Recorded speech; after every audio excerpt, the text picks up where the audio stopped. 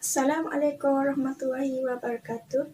Yang dihormati Nada Roslihah binti Muhammad, saya Nur Ismahani binti Mazrul dari Seksyen 2 dan rakan-rakan saya lain akan membentangkan mengenai kepercayaan agama etnik Melayu. Okey, kepercayaan agama etnik Melayu ni adalah kepercayaan agama Islam. Okey, Islam telah sampai ke alam Melayu seawal abad ke-13. Okey, kedatangan Islam ke tanah Melayu boleh disaksikan dengan penemuan batu bersurat Terengganu iaitu pada tahun 1212. Islam mengajar umat manusia mengenai Tuhan iaitu Allah yang Maha Esa dan Nabi Muhammad SAW sebagai pesuruh Allah dan Rasul yang terakhir. Pada masa kini, agama Islam telah diterima oleh pelbagai lapisan masyarakat Malaysia dan terdapat segelintir masyarakat Cina dan India beragama Islam hasil keinginan sendiri untuk memeluk Islam. Okey, ada juga antara mereka yang memeluk Islam hasil daripada perkahwinan campur dengan orang Melayu. Orang Melayu ni berpegang kepada agama Islam. Okey, agama ini membentuk ciri-ciri perkampungan seperti bersatu padu, bertata susila, bertanggungjawab dan sebagainya. Terdapat juga majlis di setiap kampung yang menjadi pusat segala kegiatan keagamaan selain bersembahyang kepada pantalaran tertentu. Contohnya pantalaran pertama dilarang bersiul di dalam rumah kerana mereka dikhawatiri ular masuk ke dalam rumah. Okey, contoh pantalaran yang kedua pula, anak dara jangan menyanyi di dapur nanti kahwin dengan orang tua. Itu adalah contoh pantalaran orang mereka terdahulu. Okey. Pantalaran ini diamalkan bertujuan memelihara keharmonian kaum dan kampung seluruhnya.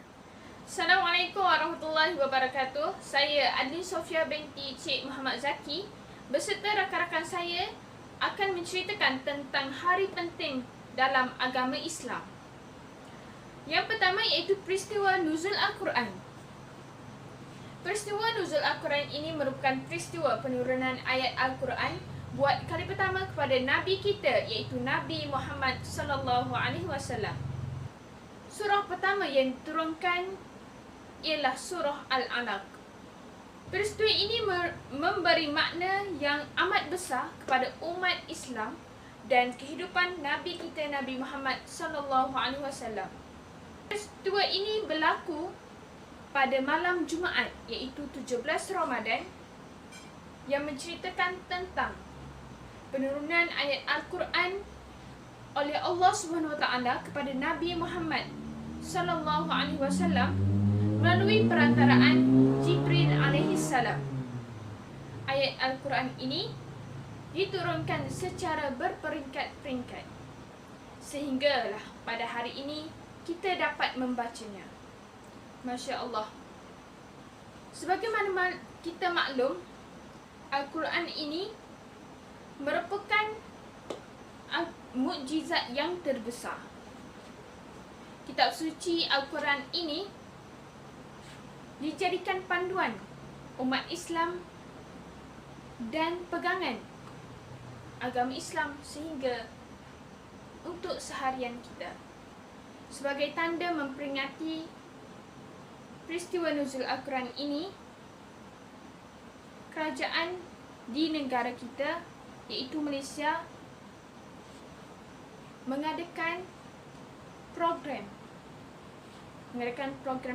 ceramah untuk di masjid serta mengadakan cuti umum supaya umat Islam di negara ini dapat memperingati peristiwa Nuzul Al-Quran ini. Okey, nama saya Muhammad Azim bin Izaidi. Okey, saya ingin memberi sedikit ilmu pengetahuan mengenai bulan Ramadan dan bulan Syawal. Okey. Yang pertama, bulan suci Ramadan ini bulan yang ke-9 pada penggal Hijrah. Okey, dalam bulan ini umat Islam diwajibkan untuk berpuasa selama sebulan. Okey, bulan suci Ramadan ni merupakan masa untuk umat Islam untuk beribadah, solat, membuat kebajikan serta meluangkan masa bersama dengan keluarga di rumah. Okey, dengan berpuasa ni, umat Islam mengharapkan bahawa diri mereka untuk tingkatkan lagi disiplin diri sendiri serta menjadi seorang yang pemurah dengan mengingati umat Islam yang dalam kesusahan ataupun umat Islam yang miskin. Okey, dalam bulan suci Ramadan ini juga umat Islam dapat memperbaharui kekuatan dari segi jasmani, rohani dan tingkah laku umat Islam. Okey, bulan Ramadan ini juga disebut sebagai bulan 1000 bulan. Okey, seterusnya kita pergi kepada bulan Syawal. Bulan Syawal ni merupakan bulan yang ke-10 dalam takwim hijrah Islam. Okey, pada 1 Syawal, umat Islam merayakan Hari Raya Aidilfitri sebagai perayaan setelah menjalani ibadah puasa selama sebulan. Okey, Hari Raya Aidilfitri ni ialah pemberian daripada Allah Subhanahu Wa Taala kepada hamba-Nya. Okey. Bulan ini juga dikatakan sebagai bulan istimewa untuk umat Islam. Okey. Okey, bulan ini dikatakan sebagai bulan fitrah. Kenapa dikatakan sebagai bulan fitrah? Kerana umat Islam ni diampunkan semua dosa oleh Allah Subhanahu Wa Taala. Okey, seterusnya bulan Ramadan ini juga disebut sebagai bulan silaturahim. Silaturahim. Kenapa? Kerana umat Islam ni dikatakan balik ke kampung kerana untuk mengeratkan hubungan kekeluargaan yang lebih rapat bersama keluarga, jiran tetangga dan kawan-kawan. Okey. Okey, akhir sekali, bulan ini juga dirumuskan sebagai bulan takbir kerana pada tanggal 1 Syawal Aidilfitri, umat Islam mengumandangkan takbir di seluruh masjid. Nama saya Muhammad Akil Biadanar. Dan hari ini saya akan membincangkan tentang tajuk Maulidur Rasul. Maulidur Rasul merupakan salah satu hari yang amat penting kepada umat Islam kerana ia merupakan hari kelahiran Nabi kita, iaitu Nabi Muhammad SAW. Antara acara-acara yang dilakukan untuk menyambut hari Maulidur Rasul ialah seperti berceramah, perarakan, bersalawat dan sebagainya. Kemudian antara kelebihan dan keistimewaan yang digunakan oleh Allah Subhanahu Wa Taala kepada mereka yang dapat mengadakan atau menghadiri majlis Maulidur Rasul ialah mendapat pahala dan mendapat keberkatan oleh Allah Subhanahu Wa Taala. Dan antara aktiviti yang dilakukan oleh umat Islam semasa Maulidur Rasul ialah berselawat ke atas Nabi dan melakukan solat sunat di masjid ataupun surau-surau yang berdekatan. Seterusnya mengenai Mahali Hijrah. Mahali Hijrah merupakan suatu hari penting bagi seluruh umat Islam kerana ia merupakan hari untuk memperingati penghijrahan Nabi Muhammad SAW dari kota Makkah ke Madinah. Dan antara kelebihan-kelebihan untuk menyambut hari Mahali Hijrah ini ialah mendapat pahala dan keberkatan dari Allah Subhanahu Wa Taala dan dimuliakan oleh Allah Subhanahu Wa Taala. Dan antara aktiviti-aktiviti yang dilakukan oleh umat Islam ialah melakukan ceramah, bersalawat ke atas Nabi, melakukan solat sunat dan membaca doa tahun baru Islam. Saya Wan Nur Aisyada binti Wan Ismail akan membentangkan mengenai hari penting di dalam agama Islam, iaitu Hari Raya Aidiladha ataupun Hari Raya Korban. Hari Raya Aidiladha ataupun Hari Raya Korban jatuh pada hari ke-10 pada bulan Zulhijjah, bulan terakhir dalam kalender hijrah Islam. 10 Zulhijjah merupakan tarikh penting dalam sejarah Islam di mana Nabi Adam dan isterinya Hawa dikeluarkan dari syurga dan turunkan ke bumi sebelum berjumpa di Padang Arafah di luar bandar Mekah. Pada Pada hari raya, orang Islam disunatkan mengenakan pakaian yang paling cantik, paling bersih dan juga memakai wangi-wangian.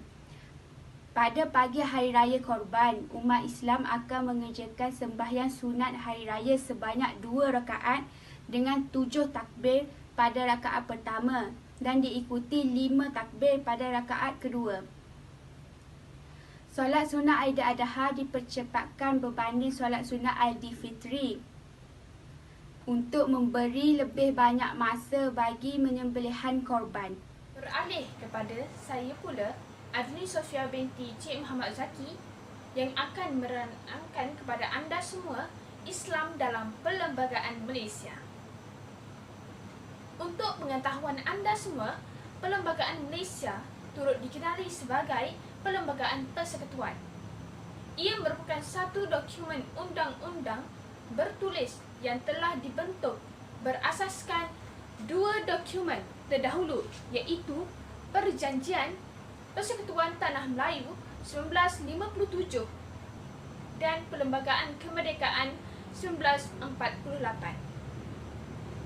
Ia juga merupakan undang-undang tertinggi dan menjadi sumber dan punca kepada semua undang-undang. Sebagai peruntukan Perlembagaan Malaysia, berdasarkan perkara 3 fasa 1 mengatakan bahawa agama Islam adalah agama rasmi persekutuan, manakala agama lain boleh dianuti dengan cara aman dan harmoni di mana-mana bahagian persekutuan. Hal ini kerana kita semua maklum bahawa Perlembagaan Malaysia di Malaysia mempunyai masyarakat yang majmuk. Di Malaysia mempunyai 3 bangsa, iaitu bangsa Cina, Melayu serta India. Di Malaysia juga mempunyai pelbagai agama. Sebagai contoh, agama Islam, agama Kristian, agama Buddha, agama Hindu dan seterusnya. Seterusnya, di dalam hal ehwal agama pula, negeri yang mempunyai sultan seperti negeri Terengganu, Kelantan, Pahang dan seterusnya, sultan adalah sebagai ketua agama, manakala negeri yang tidak mempunyai sultan seperti Pulau Pinang, Melaka, Sarawak, Sabah, wilayah persekutuan, ketua agama ialah Yang di-Pertua Agong.